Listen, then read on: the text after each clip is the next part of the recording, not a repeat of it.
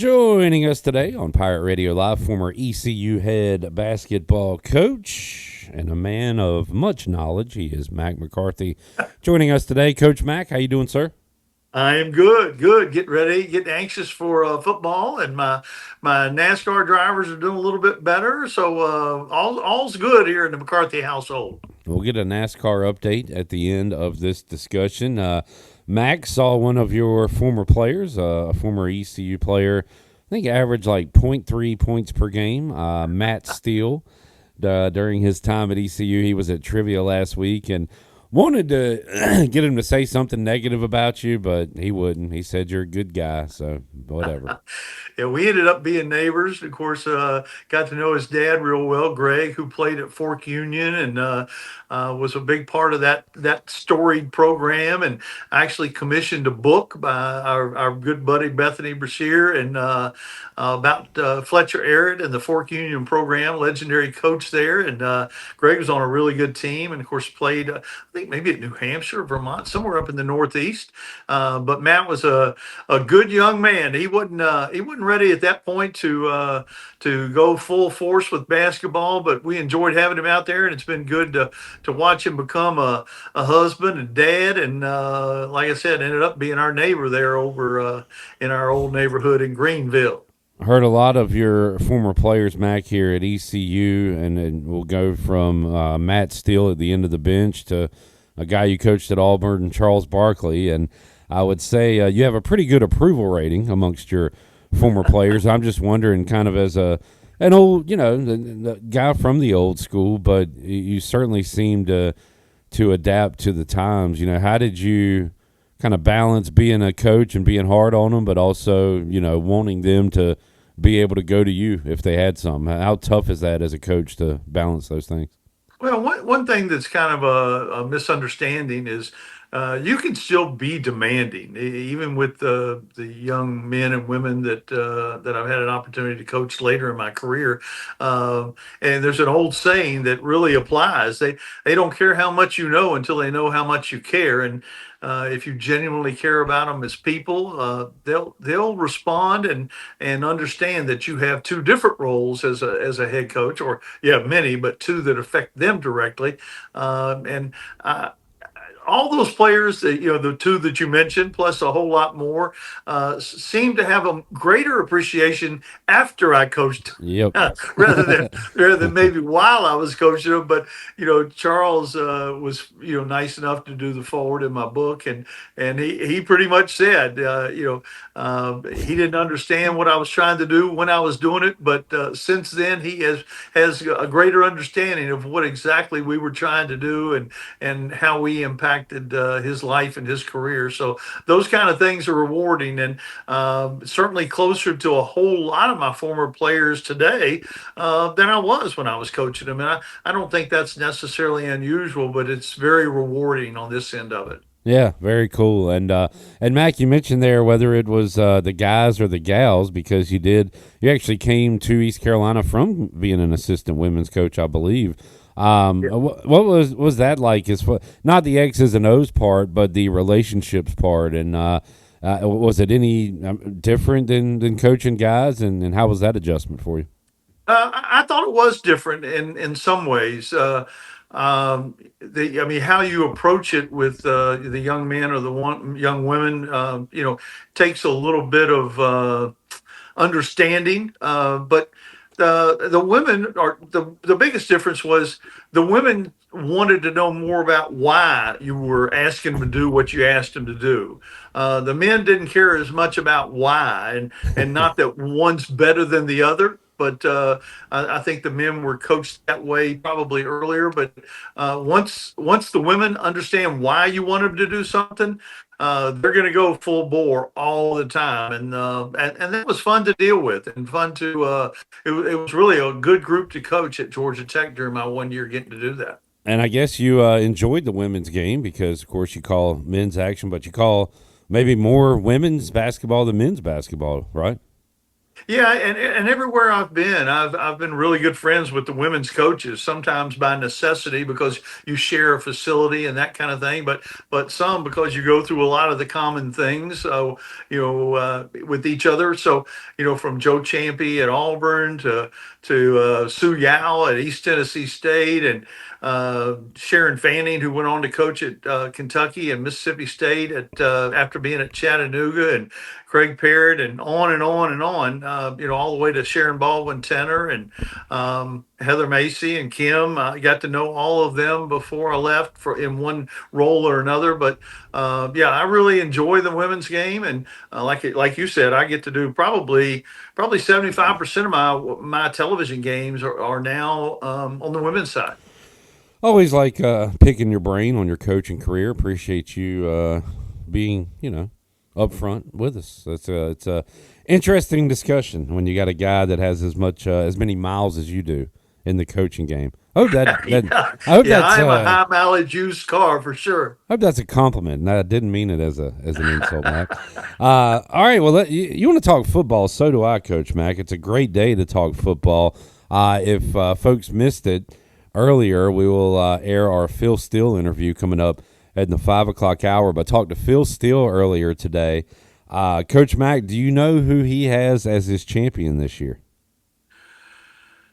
I do not actually, and I know some guys who swear by Phil Steele and study him religiously, but I have not. I've not paid any attention to that yet. Well, you have very early on this college football preview season. One of your big kind of sticking points is, all right, who are the quarterbacks, and were they there last year? And is the head coach quarterback continuity there? He is taking that to an extreme. It's a team you've mentioned, but he is going Penn State this year. Yeah, I mean, if you're going to look at returnees with a lot of people back, Penn State and Clemson are the two with Klubnik Yep. and Aller. That's yeah. Go ahead. I'm sorry. He's got them number two, Mac. So y'all are kind of thinking similarly there anyway. I've been thinking a lot about this. I ranked on another show. I ranked the 16 quarterbacks in the SEC. That shows in Chattanooga, in the middle of SEC country, and some of the teams that have lesser quarterbacks are going to be some of the favorites too. Obviously, not Arch Manning, but Georgia and Alabama. They've got questions at quarterback. But here's something else to think about. And I was on that bandwagon. I absolutely was talking about the experience and coming back, and all the returnees, especially at the quarterback position. But think about this. Think about the last five champions, the quarterbacks. These are not necessarily household names, from Mac Jones to Stetson Bennett to J.J. McCarthy to Will Howard. Do you have to have that great quarterback to win the whole thing? Recent history would say no. The last great quarterback to win a championship was Joe Burrow. Interesting. All right, file that away. Mac, I think Phil Steele doesn't care about selling magazines in the South because he's got, before you even get to an SEC team, you got to go through Penn State, Clemson, Notre Dame. He's got them three before you get to any SEC team. Wow. And then he's got another Big Ten team. So I think it's, four out of his top five are non-SEC. I don't know how many folks down there at Auburn can read anyway, but I don't know. Whoa. The SEC folks will just love that, though. Oh, my goodness. He clearly doesn't care about getting bombarded on social media because he is going to get crucified for that. No question. Yeah, just remember that's going to be a talking point at some point. Sure. During this season. Well, Mac said last week we'd talk a little Big Ten action, and we already mentioned Penn State. I guess you've got to go Ryan Day, Ohio State next, but when do you get to Oregon or a USC before you start talking about the traditional Big Ten teams? How do you kind of see the conference playing out this year? Yeah, I think it is a little bit of a question mark after the top two. Michigan's depended so much on the freshman quarterback that they spent $5 million or $10 million on, or whatever the sum was that they spent. Oregon with the new quarterback, but a whole lot of players back from a team that could have won it all a year ago. USC, Lincoln Riley under a little bit of heat. Yeah. He's got to have a good year, and he has recruited really well. He's got the people lined up. I think he's probably going to surprise people, and I think they will be in that top mix, not necessarily to win it, but maybe to contend for it. Iowa's not getting a lot of love, but I think they will. I think Indiana will definitely fall off. Michigan's just such a big question mark, but I think the Big Ten, like it has been a little bit lately, is I think they're going to be a little bit top heavy. I think they're going to have 4 or 5 really good teams, and after that, it gets a little sketchy. Mac, you said you ranked the SEC quarterbacks. Have you looked at the Big Tens? And if so, Jamie, our Hoosier, had a question he wanted me to ask you. What do you think about their QB Mendoza? Yeah, I mean, I hear good things, but again, still question marks about a guy who hadn't necessarily, done it successfully and consistently at that level. So, and I don't know as much about the Big Ten quarterbacks. I should have done a better job of prepping for this show based on the homework that you gave me. Yeah, I'm not sure about that, and I appreciate Jamie. Jamie reached out on social media when we had our granddaughter, and I miss hearing from old Jamie. I know we need to Mac. Believe it or not, we talk about you and how we miss you around here. You probably don't believe me, but we do. I don't. Me and Chandler sit there and say, "Man, I wish Mac McCarthy was here today." I was Um, watching. I was watching you all do your celebration after a good show the other day. That was oh yeah, or Ethan Norby. entertaining. I guess I'll use that word. I'll take that. That's fine.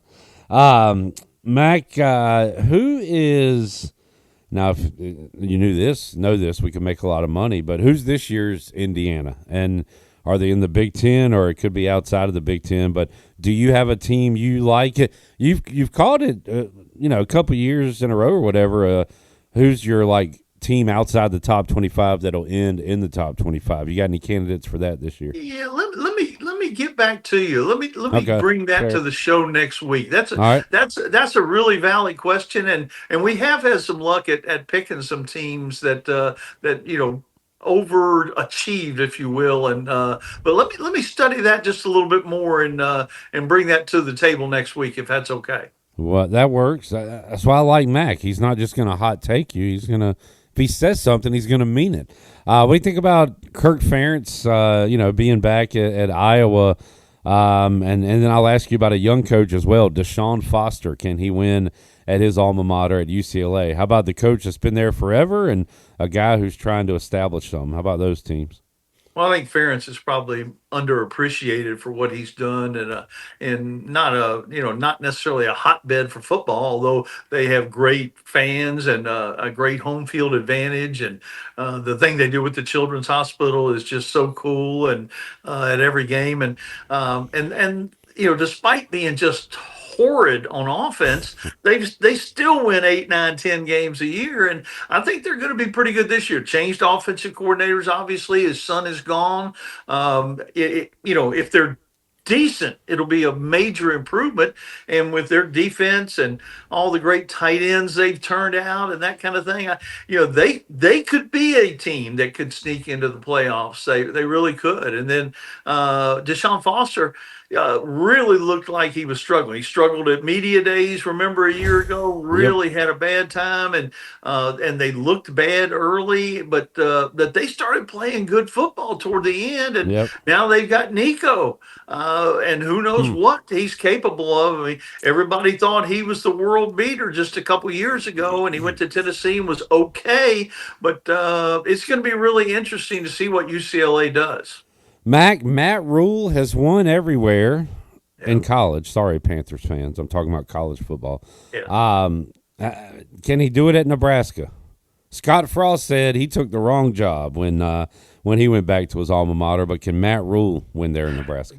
Yeah, first on Scott Frost. accept a little responsibility and have some Exactly. Yeah. accountability. Don't, Yeah. you throw your alma mater under the bus. I mean, that didn't need to be said. You landed at a good place. You have a good job. You didn't need to, to not be grateful for that opportunity, which you screwed up. They didn't screw it up. You screwed it up. And I don't know Scott Frost. I remember, being a fan of his as a player and Yeah. as a coach at Central Florida. He didn't get it done. But I think Matt Rule is going to do okay. The other team in the Big Ten that you watch out for with everybody coming back is Illinois. Okay. Big Bielema's he's got some guys, and he's got the most favorable schedule. That might be a preview of what I'm going to bring to the table next week. All right. Good deal. Mac, this is not Big Ten related, but Phil Steele talked to every FBS coach other than only 9 coaches he did not connect with this offseason. Do you think you can name one of those coaches? Not Big Ten related, outside of the Big Ten. Anybody come to mind for you? Oh gosh, somebody he didn't talk to. Lane Kiffin. Huh. I don't know if he talked to Lane, but I do know he did not talk to Bill Belichick. Ah, okay. Yeah, yeah. Does that make I should have gotten that one. That's my and fault. and Phil Steele's comment on it was sometimes schedules just what do you say, Jared? Sometimes schedules get a little mixed up. This was not the case. He said this was not. There was no schedule to mix up with Bill Belichick. So Well, he didn't go through the right person, obviously. yeah. Well, hadn't heard much from her lately. Maybe he did No. go through that person and he got the axe. Valid Yeah. point, Jared. Valid Sorry. point. Sorry, Phil. We're on CBS, whatever, 48 hours or 60 minutes. 40. Sorry. I hope they're not on 48 hours. That's a different show. Although I've seen a lot of older men, younger women stories on 48 hours. Yeah, maybe next week on Dateline. But I totally digress. All right. Anything else football related? What is it? Kind of early on, Mac. Any good quotes out of SEC Media Day so far? Yes, there was one, and it was from Sankey. He said the college football is not broken, but it is suffering. I don't know if that was the right word, but a guy named David McKenzie, who I think is maybe from Raleigh or somewhere, there's an attorney or something. Anyway, this guy answered him by saying, that's like the arsonist being a little bit upset with the heat. I thought that was outstanding. That's a good line. Yeah. I That's a thought good that line. I was going to give you a stat here. Okay. Well, before you do that, can I say something related to what you just said? Or is Sure. Okay. My favorite tweet from last week came from the Big 12 itself, the official Big 12 conference. The tweet was, "You heard the man," and they were talking about the commissioner there of the Big 12. What is it, Brett? Your mark. Yeah. Your mark, where he said, "We do not need a professional model. We are college football. We must act like it. There is nothing in sports like college football. We must protect what makes it special." He says this in front of a background with the Big 12 logo and Microsoft Copilot, and the tweet that the Big 12 put out that says, "You heard the man," tags Microsoft Copilot in the tweet. So this is not professional sports. This is for the love of the game, blood, sweat, tears. Oh yeah, and Microsoft Copilot as well. Yeah. He's saying we don't need millions of dollars as he's accepting millions of dollars. It's just hilarious to me. Anyway, go ahead, Matt. I agree. And the Sankey thing just struck me. I said that somehow I've got to work that into the show. But That's great. Yeah. the arsonist being upset with the heat is really a What a great line. comparison. Yeah. What you got? What's your stat there, Mac? I thought I had the stat. I have a friend who does all the returnees and the percentage of newcomers. And I thought he had done the American today, but he didn't. It Well, was the percentage of newcomers in the two deep. Okay. I saw. And, I looked at something, Mac, and it looked like I think South Florida kind of led the American in returners, but I do not have that full list in front of me. Yeah, I thought I had it here, but I do not. I have the other leagues, but I can for tell you some this: reason the I don't have Pirates it. are going to be towards the middle bottom on that, just with the especially on the defensive side of things. I think I read in Phil Steele that we have 5 offensive starters returning. Yeah, So quarterback, lineman or two, Anthony Smith. Yeah, so tight end yeah. maybe. All right, Mac. Anything else before we hit a little NASCAR? No, we're good. We're looking forward to what league we're going to talk about next week. Um, you pick. Hey, you want to go with your ACC boys? We can do that. I'm ready Yeah, for them. let's do the Atlantic Coast Conference, and we'll do a little walkthrough through the ACC. All I know right, our listeners will love it. Jared, get me all. Yeah, if we do ACC basketball, they might legitimately love it, Mac. But yeah, we'll do ACC football. Jared, get me off a road and get me back to driving circles, please. Yeah, please get me back to an oval. I saw a quote that kind of summed up how I feel, and I feel like a lot of NASCAR drivers, media, fans feel. And it was from old racer Sterling Marlin. I couldn't care less if I see another road course. They ought to plow them all. They ought to plow them all up and leave them for the wine and cheese boys. Wow. Okay. I hate like even Sonoma's a good one. Watkins Glen is a good one, but I'm sick and tired of it. Yeah. It only takes up 14% of the season, I think, but still, that's too much. All right. But yeah, Shane Sterling, Marlin, and Jared have spoken. Sterling Uh, Marlin hit it, and Sterling Marlin had some success at the road courses. But he, like a lot of fans, feel, and Jared nailed it. He's exactly right. We need the two Watkins Glen, Sonoma. Throw one more in there, and if you go more than that, you are doing it wrong. Jared, while we're talking schedules real quick, I saw Redbeard responded to this tweet. And it was the 1992 Winston Cup Series schedule, Mac. And I'll just read it off real quick. Daytona, Rockingham, Richmond, Atlanta, Darlington, Bristol, North Wilkesboro, Martinsville, Talladega, Charlotte, Dover, Sonoma, Pocono, Brooklyn, Michigan, Daytona, Pocono, Talladega, Watkins Glen, back to Michigan, Bristol, Darlington, Richmond, Dover, Martinsville, North Wilkesboro, Charlotte, Rockingham, Phoenix, Atlanta. That was the schedule. And what do you think about that lineup, Mac? Well, I like it a lot, but there are a lot of things about 1992 that I don't like, so that's okay. Okay, all right. We've improved in a whole lot of things since 1992, Okay, all right. So if Nat, including the ability to do this show. yeah, that's true. Jared, oh yeah, you want to go through the standings? what happened? What are we at? Shane Van Gisbergen won again. Clip, you had the best average. Mac, Ryan Blaney is tanking you. You should be competing with me and Clip, but Ryan Blaney is Yeah, killing you. yeah. But he has the ability to get hot down the stretch. I'm okay. Yeah, that is the case. But I mean, you were so close to getting points this week, and Ryan Blaney finishing damn near dead last, killed you on the average, and you got a DNF for it. So He got you're run over. No, he finished. He finished the race. Google said DNF. I Uh-oh. think he finished the race. We got a dispute. All right, well, hey, if Max says he finished the race, I'll go No, with Mac. Wait, no, if Max says, hold on. I don't know if that's. I don't know that that was official. He was still out there running around, but he may not have. So That's a so I'm DNF. not going to. I'm not going to contest that. No Okay. appeal. No appeal on Team McCarthy. All right, no appeal. That was so- one of those where you just argue with the ref, knowing you're probably wrong, but you may get a call in the second half or something. Is that what that was, Mac?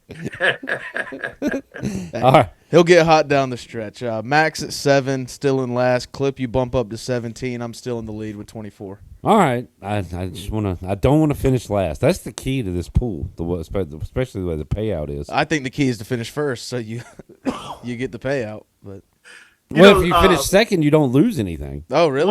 One thing, Jared, to think about: the other leagues that I'm in, if someone wins the race that doesn't that nobody has on their roster, like SVG did, the second place guy you can't get first place points, but you do get some points for being the first one. Now, I don't know. We can't change the rules in the middle of the No. season, but going forward, that's something we should think about. Although NASCAR does like to change rules like on the fly, right? Yeah, But- I mean, I think they're about to just take away drivers' charters right in the middle of the season. So Tomorrow.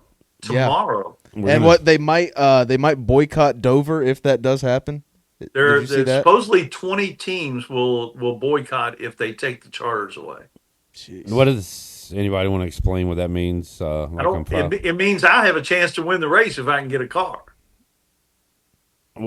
So, what are charter? What is that? So like Michael Jordan's team, they're gonna take away their charter.